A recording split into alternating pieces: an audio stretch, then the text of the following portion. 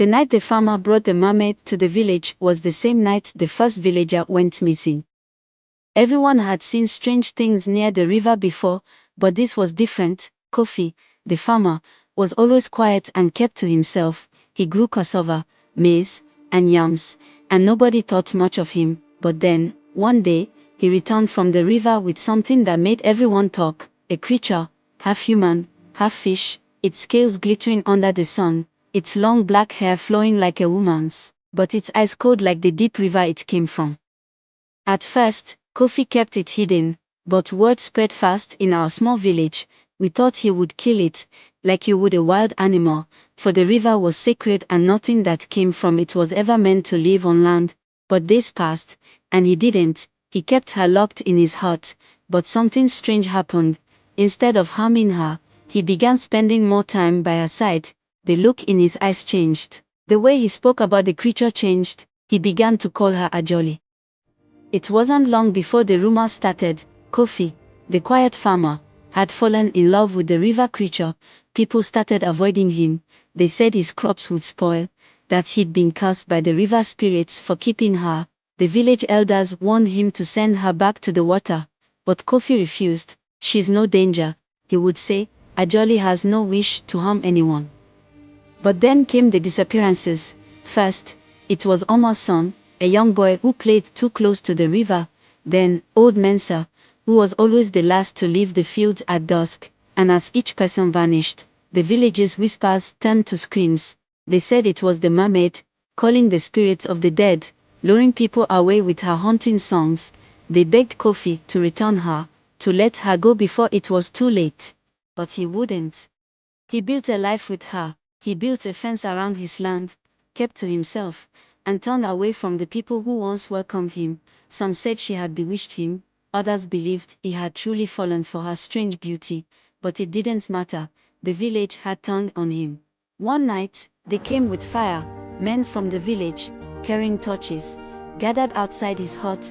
They demanded he release her or suffer the consequences. She's a ghost, they shouted. She's cursed, she'll destroy us all. Kofi stood in the doorway, blocking them from entering. His eyes were wild, desperate. He told them to leave, but they wouldn't. The flames grew closer, and the villagers' voices grew louder. They knew the only way to save themselves was to destroy her, but Kofi wouldn't move. The moment they tried to push past him, he fought back. In the chaos, a terrible scream echoed from the river. It wasn't human, it was her. Ajoli, the mermaid, stepped into the light of the flames, her eyes glowing like fire. The villagers froze. For a moment, everyone stood still, waiting to see what would happen. Then, in a heartbeat, she vanished into the darkness, back to the river where she came from. The villagers searched for days, but they never found her. Some say Kofi went after her, following her into the water, never to be seen again. Others say he stayed, wandering the banks of the river, waiting for her to return. And even now, when the moon is full, some claim to hear her song, soft and haunting, calling out from the river, but no one dares go near. The river keeps its secrets, and so does the farmer.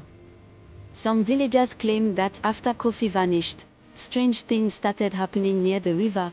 Crops would wither overnight, and anyone who ventured too close to the water would hear faint whispers or feel a cold hand brushing their skin. Some even said they saw shadows in the water, moving beneath the surface, as if Kofi and Ajoli were still there, living in some other world.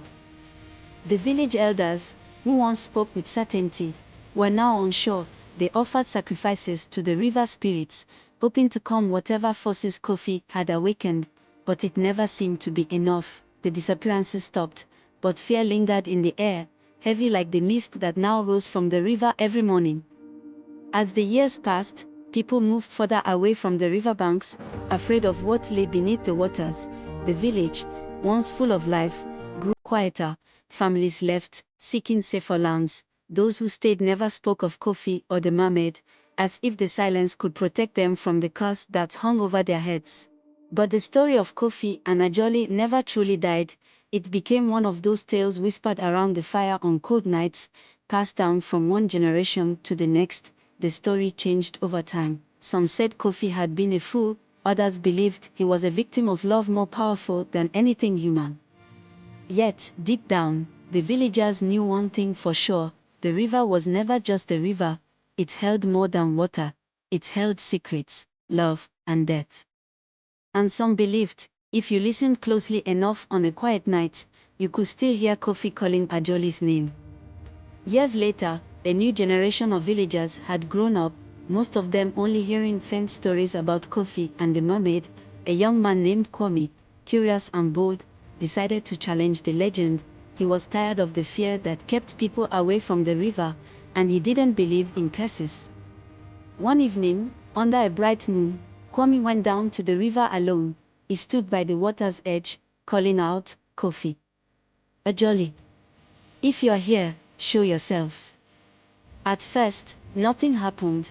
The river was still, the air silent, but then, the water began to ripple, softly at first, and then violently. From the depths, a shadow rose. It was neither Kofi nor Ajoli, but something darker, something older. It was the spirit of the river itself, awakened by Kwame's challenge. The river spirit was feared to come.